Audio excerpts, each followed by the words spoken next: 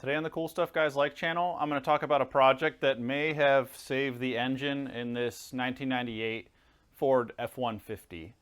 So this model year, along with 97 and maybe some 99s, had a remote oil filter. So it's just up under the front bumper here, which is really, really handy because otherwise it's about impossible to get to on these 4.6 liter V8 engines and also on the 5.4s. But of course, this truck being about 25 years old now, those rubber hoses are starting to get kind of old.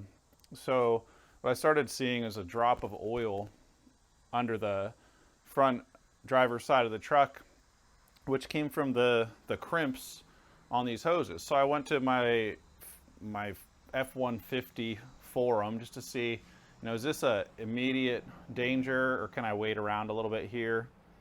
And there was a handful of people who have had those hoses blow off on the highway. So of course, if that happens, your engine is toast before you even get a chance to pull off the road.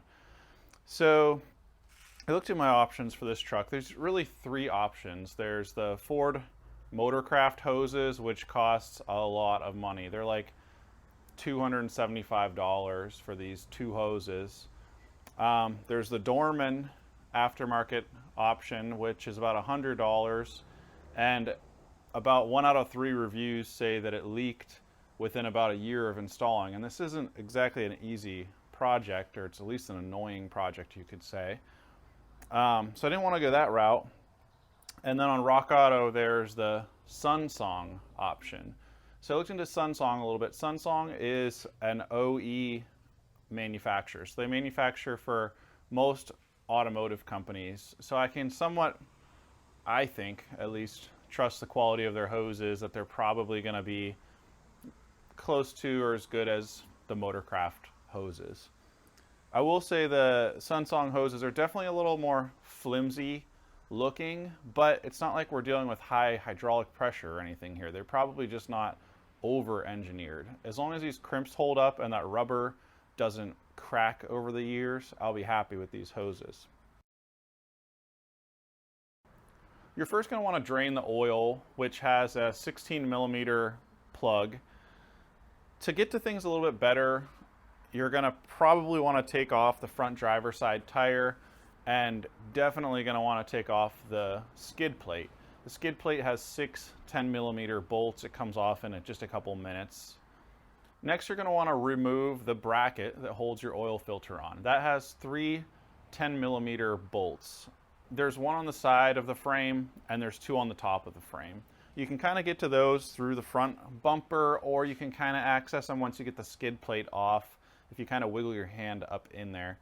The back 2 of the ones on the top of the frame, you actually only have to loosen that one because that's a slotted hole. So you can kind of wiggle it out once you loosen that one. This truck has an oil pressure sensor on this hose apparatus. Yours may or may not have that. But if you do, you're going to have to get to that and unplug it, which you just pinch to unplug. And the easiest way I found to get to that is either from behind the front tire in this fender well. You can either wiggle your hand in that way, or you can try to wiggle your hand in from up by where the skid plate was. And then there's going to be 2 10 millimeter nuts that are holding the engine side on. So just take those off. Be careful with all this stuff. I put PB Blaster on mine before I even started messing with it, because the last thing I want to do is break off one of those studs. So if you have a pressure sensor like me, you're going to have to take it off your old hose setup and thread it back into this aluminum hose manifold. And you can use some sort of oil-friendly Teflon tape option, but I really don't like threaded fittings. And the best way I've found to seal threaded fittings is this Permatex Aviation Forma gasket. I'll put a link to that in the description of the video. I've used this stuff probably a couple dozen times on threaded fittings so far, and I've never yet to have one leak. And I can't say the same for the putty type thread sealants or the tape type thread sealants. Of course, if you do this every day, you probably have no trouble using those types. So one huge annoyance with this Sunsong setup was the O-rings that shipped with it were not the right size. If you were to just use the O-rings that came with it, it wouldn't seal. It would probably smash the O-rings. They were way, way too big in cross section. So there's a store called the O-Ring store where I found that I was able to buy just like any O-ring I wanted. So the O-rings that I ended up buying to fit properly were 17 millimeters in diameter by 1.8 millimeter cross section. I tried a whole handful of different ones, but those were the ones that looked like the right ones. And spoiler alert, nothing has leaked. This truck's been put back together for probably 3 months now, so it's worked really well. So on your filter housing, you're gonna have to take this little bracket off. You're gonna find that there's a couple more 8mm bolts holding that all together. And then when you start putting everything back together, just make sure you've got it all kind of hand pressed together before you fully tighten these bolts, so you don't accidentally end up kind of shearing one of those O-rings. You really want everything to kind of seat together nice and not be forced together, obviously. Putting it back together is just the reverse of taking the whole thing apart. Wiggle it all up over the frame and put your front bumper bracket on. Don't tighten it down quite yet, but just make sure you get it started.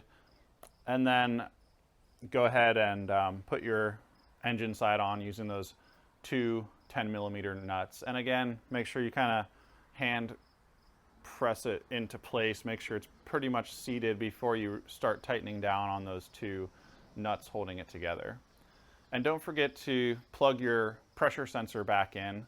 Now, you've been working on this for a couple hours now, and you may have forgot that you don't have oil in your truck. So I like to put a sign on the steering wheel so I don't just jump in there and start it accidentally without oil. So make sure to fill your oil back up. It's a good time to do an oil change. I replaced the filter in this whole process. And once it's filled up, start it and really, really look up in there. Make sure there's no leaks. Make sure your threaded fittings aren't leaking. Make sure none of your O-ring connections are, make sure they're not leaking before you go ahead and put your skid plate back on. And once you're confirmed everything looks good, go ahead and put your skid plate back on.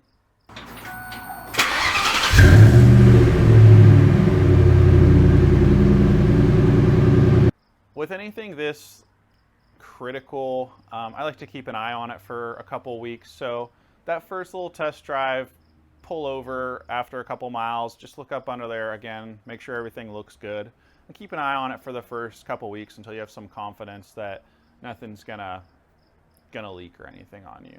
This whole job would probably take you about, at the best, an hour, maybe an hour and a half. Of course, for me, it took me a little bit longer because I had to figure out these O-rings.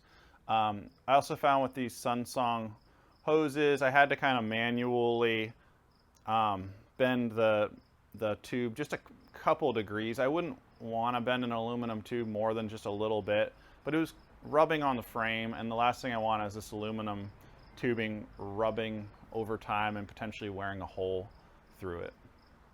If you want to see more about this pickup truck, let me know in the comments, and make sure to subscribe and like if you want to see more videos like this. Thanks for watching.